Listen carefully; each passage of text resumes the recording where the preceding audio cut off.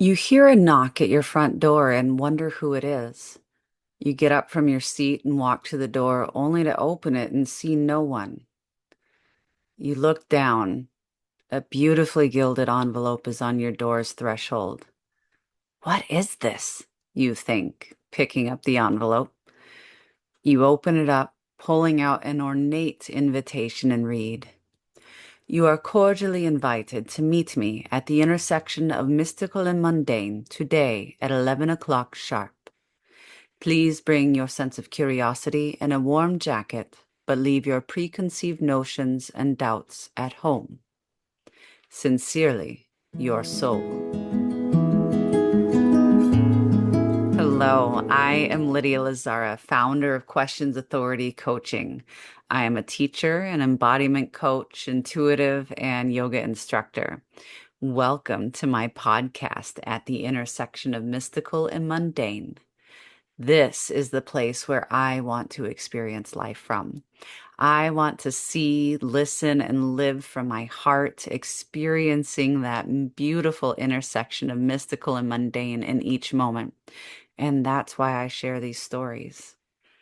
I also have some incredible children in my life who I don't always get to see very often. So I am bringing my love of the mystical to the mundane by sharing these stories that opened up whole new worlds and possibilities to me. I invite you to snuggle in with your favorite child or children and listen along as we travel together to the intersection of mystical and mundane. I dedicate this podcast to Nora, Kitty, Josie, Jiva, Anne, and Liara. I hope you enjoy these stories as much as I do. Keep playing, keep exploring, keep imagining, and never get boring. I love you.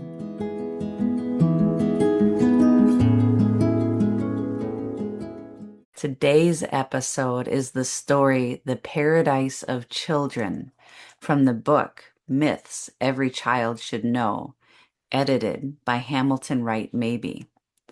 This episode would be rated maybe as high as PG because of a scene that might evoke some fear in some younger listeners. Long, long ago, when this old world was in its tender infancy, there was a child named Epimetheus who never had either father or mother.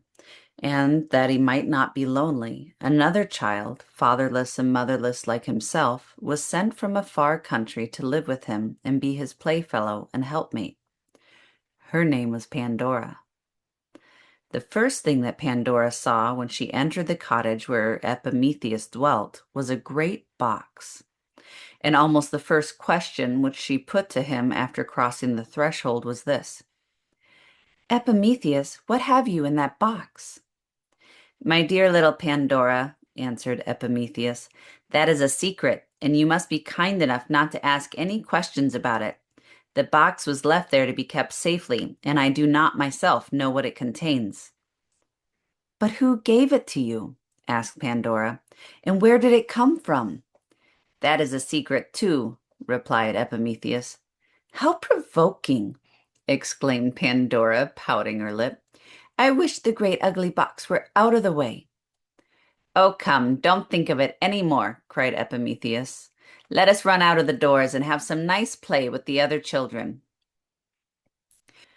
It is thousands of years since Epimetheus and Pandora were alive, and the world nowadays is a very different sort of thing from what it was in their time. Then everybody was a child. They needed no fathers and mothers to take care of the children because there was no danger, nor trouble of any kind, no clothes to be mended, and there was always plenty to eat and drink. Whenever a child wanted his dinner, he found it growing on a tree. And if he looked at the tree in the morning, he could see the expanding blossom of that night's supper. Or at eventide, he saw the tender bud of tomorrow's breakfast. It was a very pleasant life indeed. No labor to be done, no tasks to be studied, nothing but sports and dances and sweet voices of children talking or caroling like birds or gushing out in merry laughter throughout the livelong day. What was most wonderful of all, the children never quarreled among themselves. Neither had they any crying fits, nor, since time first began, had a single one of these little mortals ever gone apart into a corner and sulked.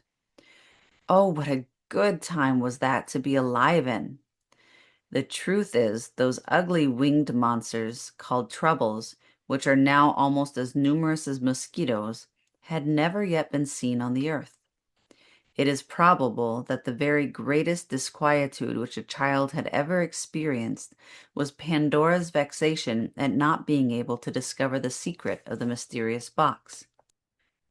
This was at first only the faint shadow of a trouble, but every day it grew more and more substantial until, before a great while, the cottage of Epimetheus and Pandora was less sunshiny than those of the other children. "Whence can the box have come?" Pandora continually kept saying to herself and to Epimetheus. "And what in the world can be inside of it?"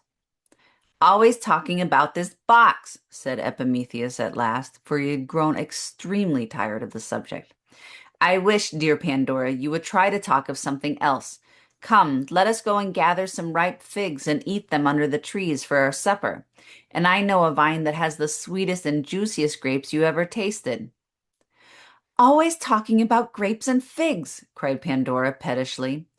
"Well, then," said Epimetheus, who was a very good-tempered child, like a multitude of children in those days, "let us run and have a merry time with our playmates." "I am tired of merry times, and I don't care if I never have any more," answered our pettish little Pandora. "And besides, I never do have any. This ugly box! I am so taken up with thinking about it all the time. I insist upon your telling me what is inside of it."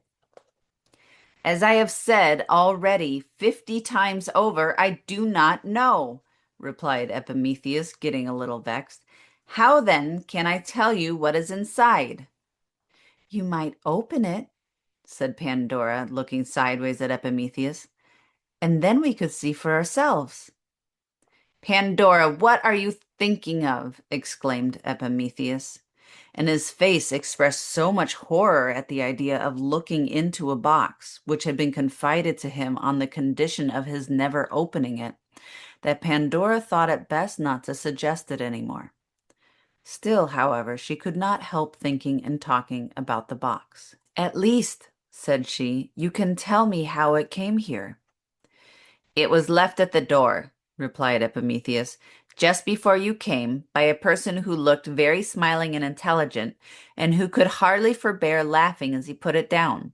He was dressed in an odd kind of a cloak, and had on a cap that seemed to be made partly of feathers, so that it looked almost as if it had wings." "What sort of a staff did he have?" asked Pandora. "Oh, the most curious staff you ever saw," cried Epimetheus. "It was like two serpents twisting around a stick, and was carved so naturally that I at first thought the serpents were alive." "I know him," said Pandora thoughtfully. "Nobody else has such a staff.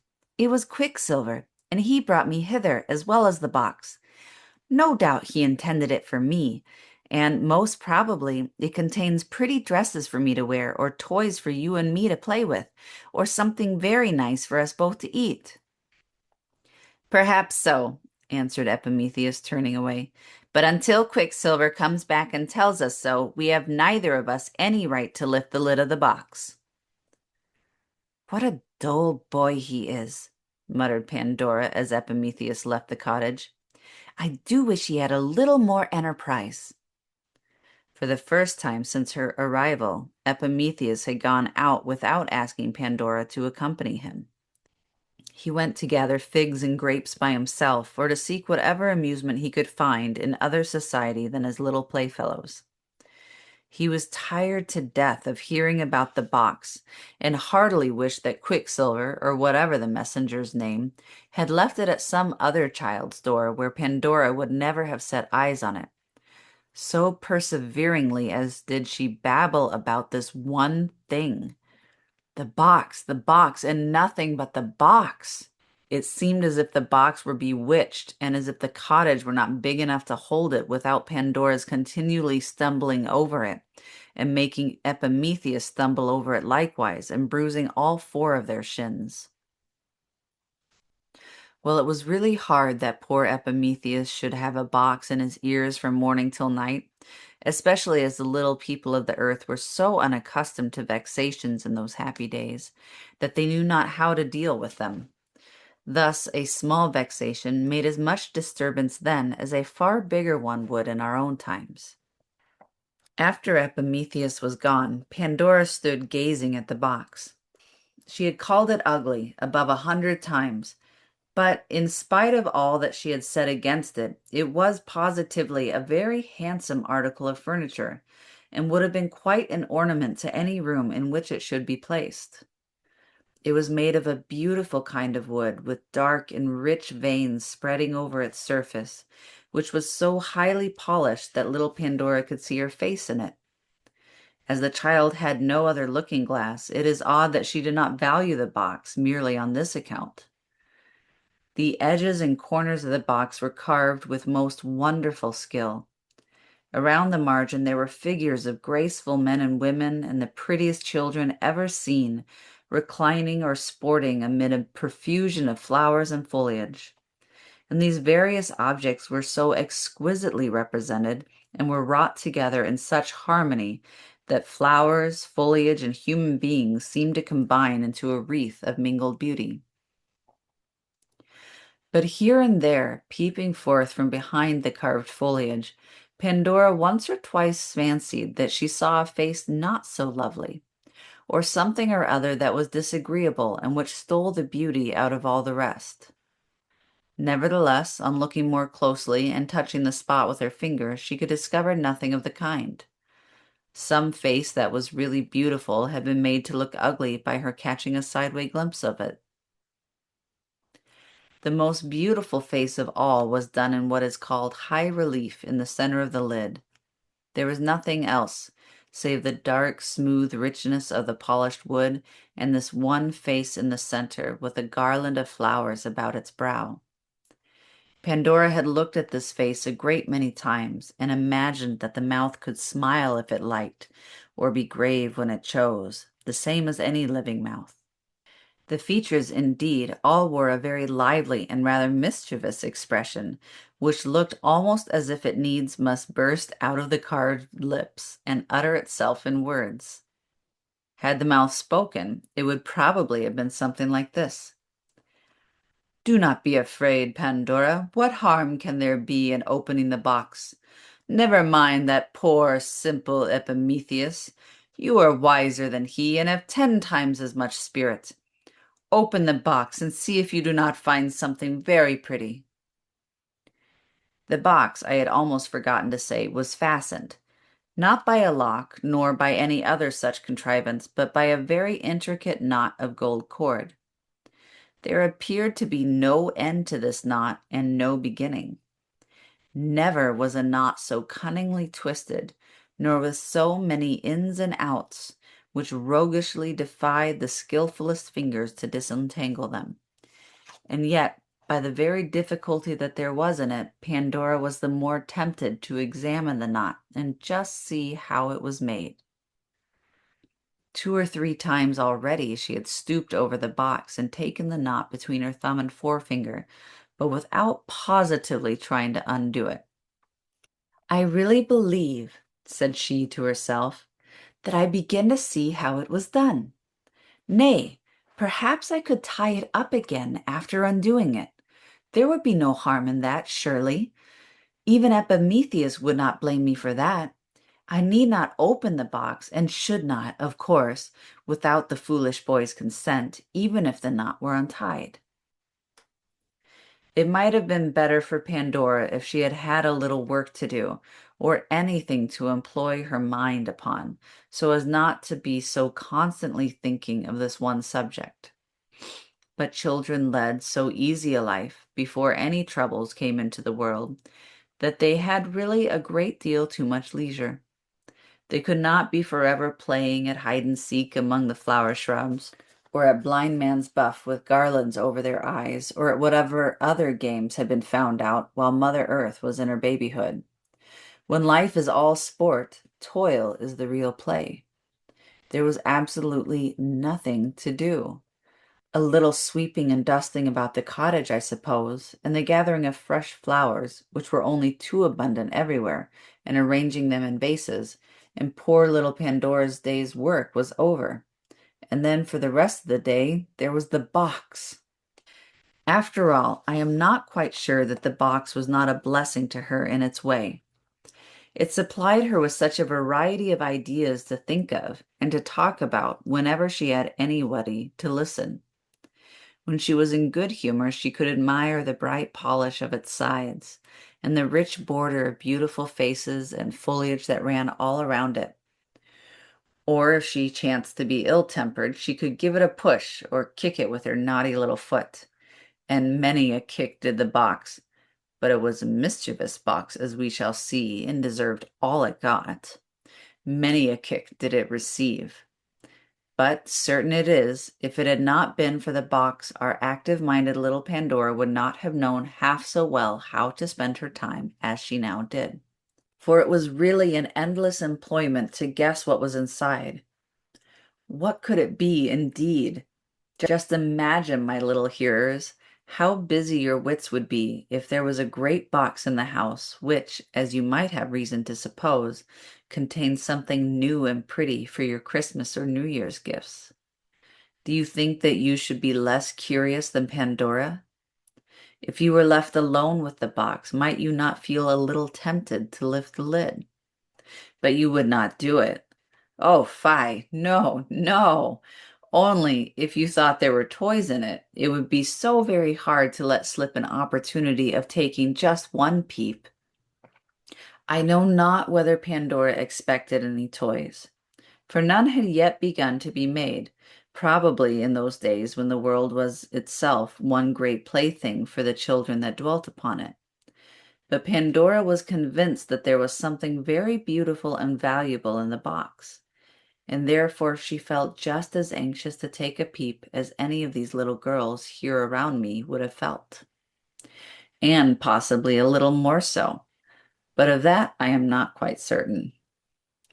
On this particular day, however, which we have so long been talking about, her curiosity grew so much greater than it usually was that at last she approached the box. She was more than half determined to open it if she could. Ah, naughty Pandora! First, however, she tried to lift it. It was quite heavy, quite too heavy for the slender strength of a child like Pandora. She raised one end of the box a few inches from the floor and let it fall again with a pretty loud thump. A moment afterward, she almost fancied that she heard something stir inside of the box. She applied her ear as closely as possible and listened. Positively, there did seem to be a kind of stifled murmur within. Or was it merely the singing in Pandora's ears? Or could it be the beating of her heart? The child could not quite satisfy herself whether she had heard anything or no. But at all events, her curiosity was stronger than ever. As she drew back her head, her eyes fell upon the knot of the gold cord. "It must have been a very ingenious person who tied this knot," said Pandora to herself. "But I think I could untie it nevertheless. I am resolved at least to find the two ends of the cord." So she took the golden knot in her fingers and pried into its intricacies as sharply as she could. Almost without intending it, or quite knowing what she was about, she was soon busily engaged in attempting to undo it. Meanwhile, the bright sunshine came through the open window, as did likewise the merry voices of the children playing at a distance, and perhaps the voice of Epimetheus among them. Pandora stopped to listen. What a beautiful day it was! Would it not be wiser if she were to let the troublesome knot alone, and think no more about the box, but run and join her little playfellow and be happy? All this time, however, her fingers were half unconsciously busy with the knot, and happening to glance at the flower-wreathed face on the lid of the enchanted box, she seemed to perceive it slyly grinning at her. That face looks very mischievous, thought Pandora. I wonder whether it smiles because I am doing wrong. I have the greatest mind in the world to run away. But just then, by the merest accident, she gave the knot a kind of twist which produced a wonderful result. The gold cord untwined itself as if by magic and left the box without a fastening. This is the strangest thing I ever knew, said Pandora. What will Epimetheus say, and how can I possibly tie it up again? She made one or two attempts to restore the knot, but soon found it quite beyond her skill. It had disentangled itself so suddenly that she could not in the least remember how the strings had been doubled into one another, and when she tried to recollect the shape and appearance of the knot, it seemed to have gone entirely out of her mind. Nothing was to be done, therefore, but to let the box remain as it was until Epimetheus should come in. But, said Pandora, when he finds the knot untied, he will know that I have done it. How shall I make him believe that I have not looked into the box? And then the thought came into her naughty little heart that, since she would be suspected of having looked into the box, she might as well just do so at once. Oh, very naughty and very foolish Pandora! You should have thought only of doing what was right and of leaving undone what was wrong, and not of what your playfellow Epimetheus would have said or believed.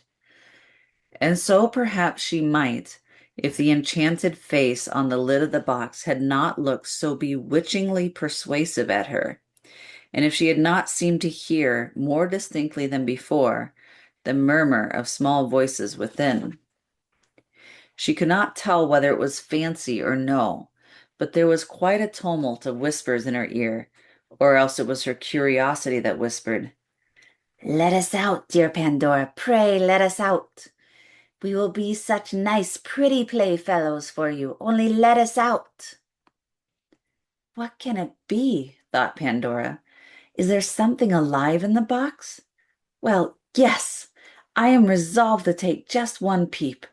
Only one peep, and then the lid shall be shut down as safely as ever. There cannot possibly be any harm in just one little peep. But it is now time for us to see what Epimetheus was doing. This was the first time since his little playmate had come to dwell with him that he had attempted to enjoy any pleasure in which she did not partake.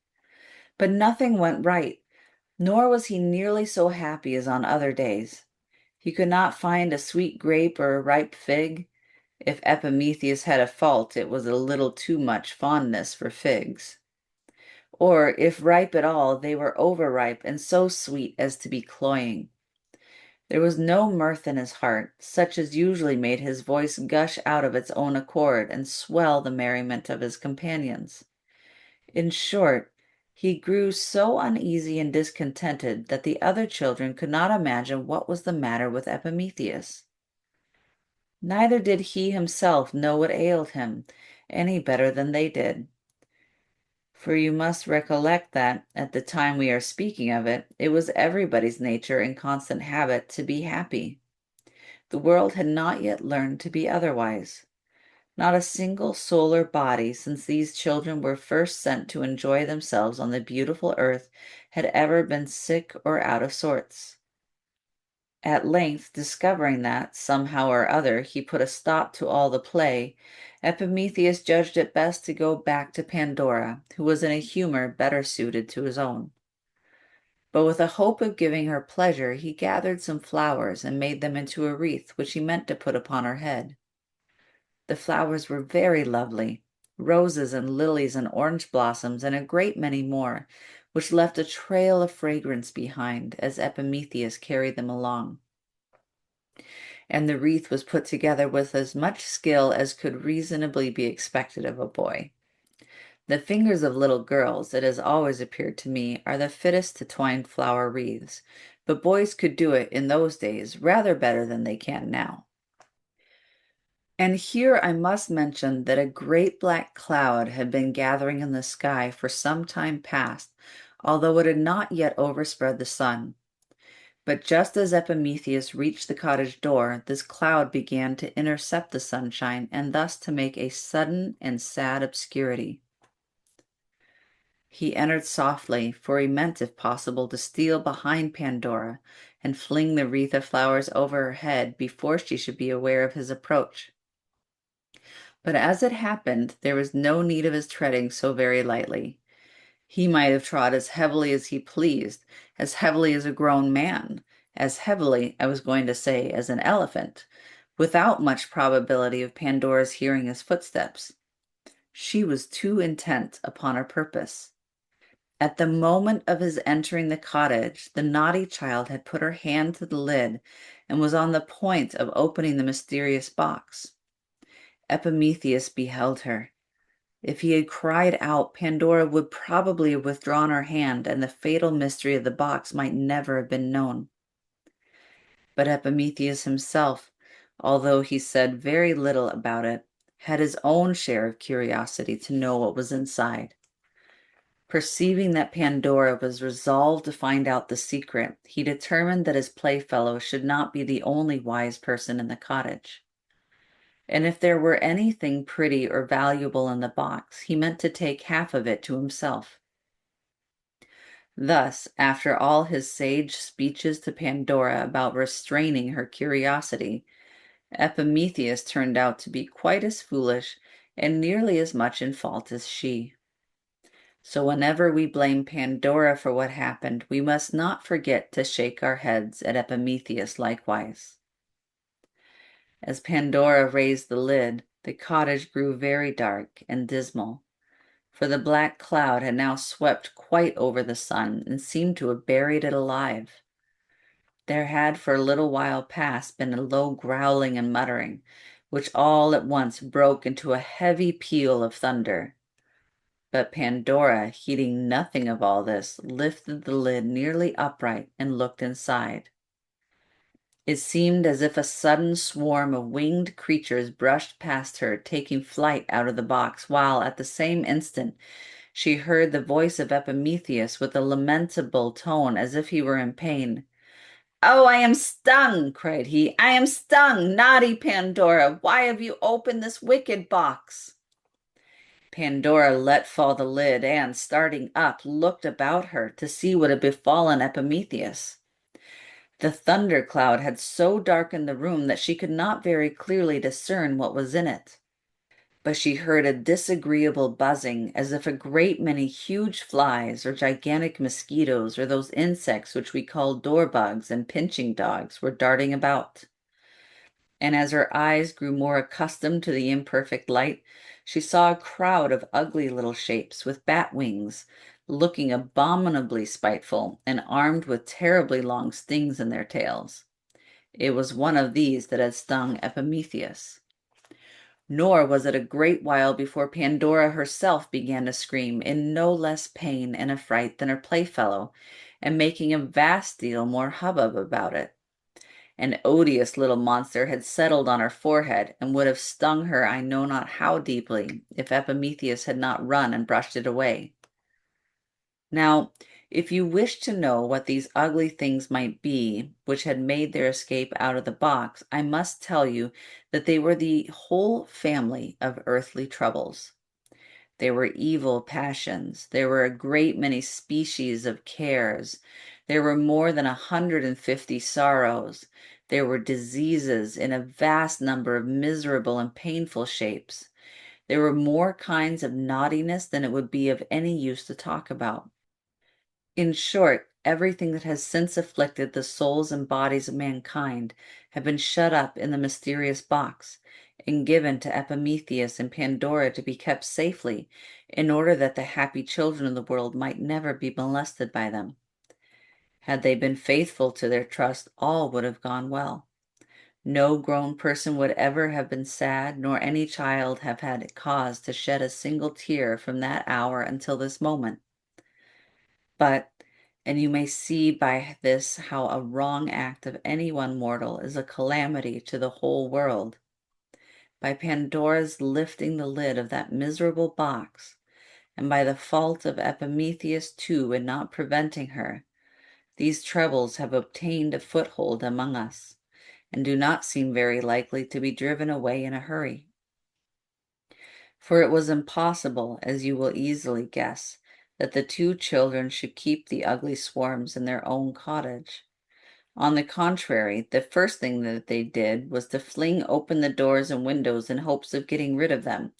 And sure enough, away flew the winged troubles all abroad, and so pestered and tormented the small people everywhere about that none of them so much as smiled for many days afterward. And what was very singular, all the flowers and dewy blossoms on earth, not one of which had hitherto faded, now began to droop and shed their leaves after a day or two. The children, moreover, who before seemed immortal in their childhood, now grew older day by day, and came soon to be youths and maidens, and men and women by and by, and aged people, before they dreamed of such a thing. Meanwhile, the naughty Pandora and hardly less naughty Epimetheus remained in their cottage. Both of them had been grievously stung and were in a good deal of pain, which seemed the more intolerable to them because it was the very first pain that had ever been felt since the world began. Of course, they were entirely unaccustomed to it and could have no idea what it meant. Besides all this, they were in exceedingly bad humor, both with themselves and with one another. In order to indulge it to the utmost, Epimetheus sat down sullenly in a corner with his back toward Pandora, while Pandora flung herself upon the floor and rested her head on the fatal and abominable box. She was crying bitterly and sobbing as if her heart would break. Suddenly there was a gentle tap on the inside of the lid. "What can that be?" cried Pandora, lifting her head. But either Epimetheus had not heard the tap or was too much out of humor to notice it. At any rate, he made no answer. "You are very unkind," said Pandora, sobbing anew, "not to speak to me." Again the tap. It sounded like the tiny knuckles of a fairy's hand knocking lightly and playfully on the inside of the box. "Who are you?" asked Pandora with a little of her former curiosity. "Who are you inside of this naughty box?" A sweet little voice spoke from within. "Only lift the lid and you shall see." "No, no," answered Pandora, again beginning to sob. "I have had enough of lifting the lid. You are inside of the box, naughty creature, and there you shall stay. There are plenty of your ugly brothers and sisters already flying about the world. You need never think that I shall be so foolish as to let you out." She looked toward Epimetheus as she spoke, perhaps expecting that he would commend her for her wisdom. But the sullen boy only muttered that she was wise a little too late.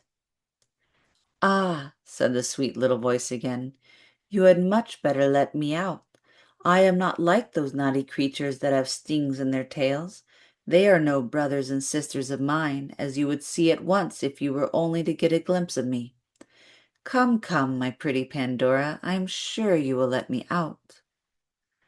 And indeed, there was a kind of cheerful witchery in the tone that made it almost impossible to refuse anything which this little voice asked. Pandora's heart had insensibly grown lighter at every word that came from within the box. Epimetheus, too, though still in the corner, had turned half round and seemed to be in better spirits rather than before. "My dear Epimetheus," cried Pandora, "have you heard this little voice?" "Yes, to be sure I have," answered he, but in no very good humor as yet. "And what of it?" "Shall I lift the lid again?" asked Pandora. "Just as you please," said Epimetheus. "You have done so much mischief already that perhaps you may as well do a little more. One other trouble in such a swarm as you have set adrift about the world can make no very great difference." "You might speak a little more kindly," murmured Pandora, wiping her eyes. "Ah, naughty boy!" cried the little voice within the box in an arch and laughing tone. He knows he is longing to see me. Come, my dear Pandora, lift up the lid. I am in a great hurry to comfort you. Only let me have some fresh air, and you shall soon see that matters are not quite so dismal as you think them. Epimetheus, exclaimed Pandora, come what may, I am resolved to open the box. And as the lid seems very heavy, cried Epimetheus, running across the room, I will help you. So with one consent, the two children again lifted the lid. Out flew a sunny and smiling little personage and hovered about the room, throwing a light wherever she went. Have you never made the sunshine dance into dark corners by reflecting it from a bit of looking-glass? Well, so looked the winged cheerfulness of this fairy-like stranger amid the gloom of the cottage. She flew to Epimetheus and laid the least touch of her finger on the inflamed spot where the trouble had stung him, and immediately the anguish of it was gone. Then she kissed Pandora on the forehead, and her hurt was cured likewise. After performing these good offices, the bright stranger fluttered sportively over the children's heads, and looked so sweetly at them that they both began to think it not so very much amiss to have opened the box, since otherwise their cheery guest must have been kept a prisoner among those naughty imps with stings in their tails. Pray, what are you, beautiful creature? Inquired Pandora. I am to be called Hope, answered the sunshiny figure.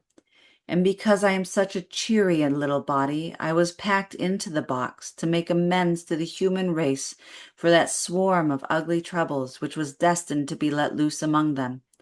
Never fear, we shall do pretty well in spite of them all. Your wings are colored like the rainbow, exclaimed Pandora. How very beautiful! Yes, they are like the rainbow, said Hope. Because glad as my nature is, I am partly made of tears as well as smiles. And will you stay with us, asked Epimetheus, forever and ever? As long as you need me, said Hope with her pleasant smile, and that will be as long as you live in the world. I promise never to desert you.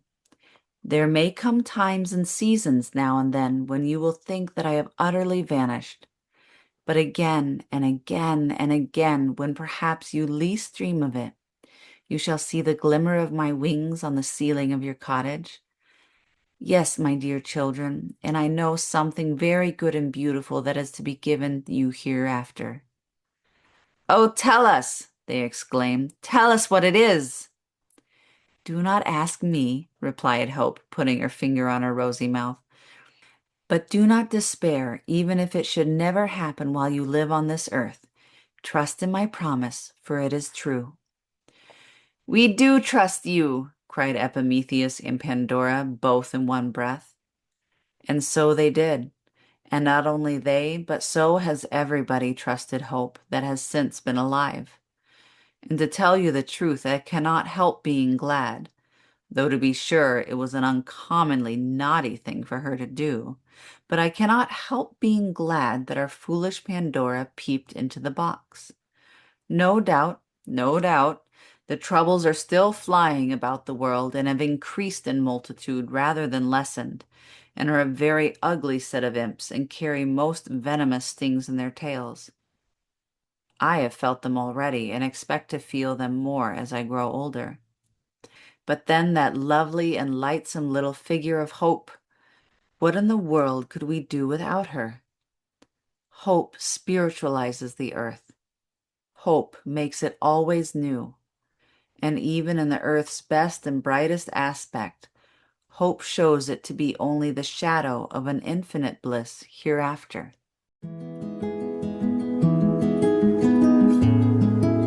Thank you for joining me for this episode of At the Intersection of Mystical and Mundane. Please be sure to like, subscribe, share, and follow me on your preferred podcast platform. That's the best way to support this podcast. And if you'd like to learn more about my work, head to my website, questionsauthority.com. There you'll find everything you need to connect with me, including links to my socials. I also want to extend a personal invitation to you to join my free online community called Embodied. We meet each week live on Zoom, and all calls are recorded and posted in the membership portal. And you can also find in the membership portal yoga sequences, guided meditations, downloadable resources, and audio somatic practices to help you on your spiritual journey.